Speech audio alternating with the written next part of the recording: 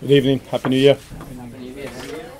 Didn't feel we deserved to lose, clearly, but that's the way it's panning out at the moment. We're not getting the breaks. Had a couple of great chances.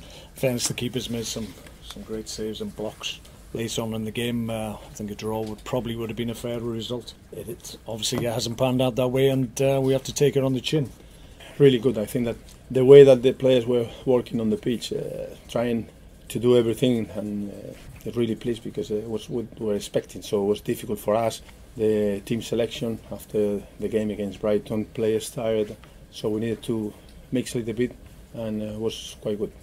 It's difficult times at the moment, so we just got to stick our shoulders back, stick our chests out and get on with it. It's not going to be easy from this point onwards, but it's about making sure that you show character and take any criticism or flack that comes your way as a manager or as a player. You just got to deal with that and not be cowed by it, and use it as a motivating factor to get out there and do better.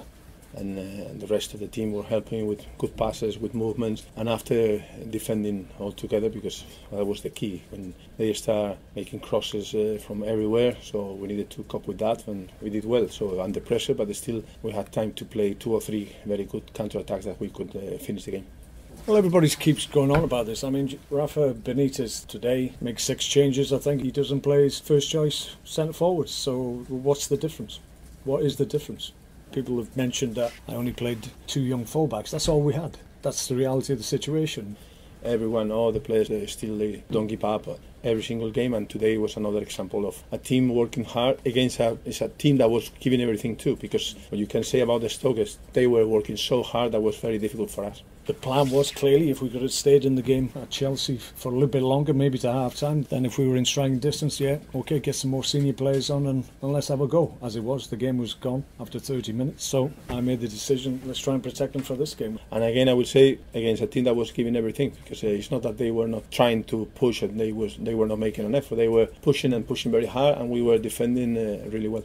I don't see why my decision on the weekend is being questioned more than anybody else's, because everybody's made changes. If I'd have won today, it would have been great management. As it happens, it's gone against us, gone against me. But listen, I'm brave enough to take it on the chin. Those are the decisions as a manager I have to make. It's easy with hindsight to think, oh, I should have done this, should have done that. That's not what I did. I did it for the right reasons. I did it to maximise our chance of getting a result today. It hasn't panned out. That's how sport happens. But I would still have done the same decisions, given the same circumstances again. I think Stoke fans were a bit disappointed they didn't get to see Joselu. Was there no opportunity for bringing one?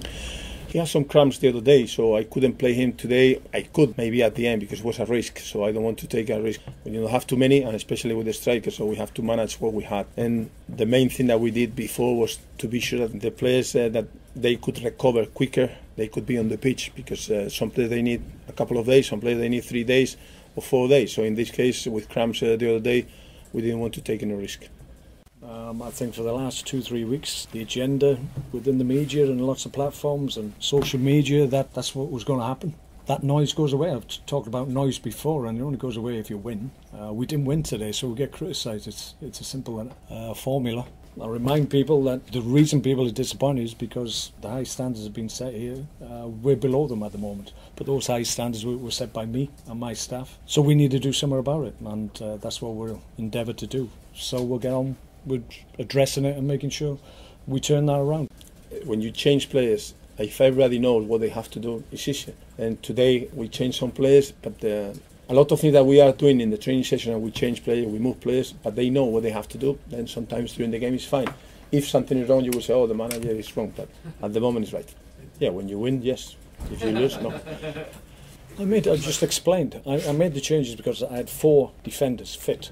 That's all I had. So that was the back 4, irrespective of what I played in front of them. I had 8 internationals, I think, involved in that game. So I had players that haven't played for a while, they needed games. And I've just explained, if we'd have been closer in the second half, I would have got the guys, obviously, that missed out.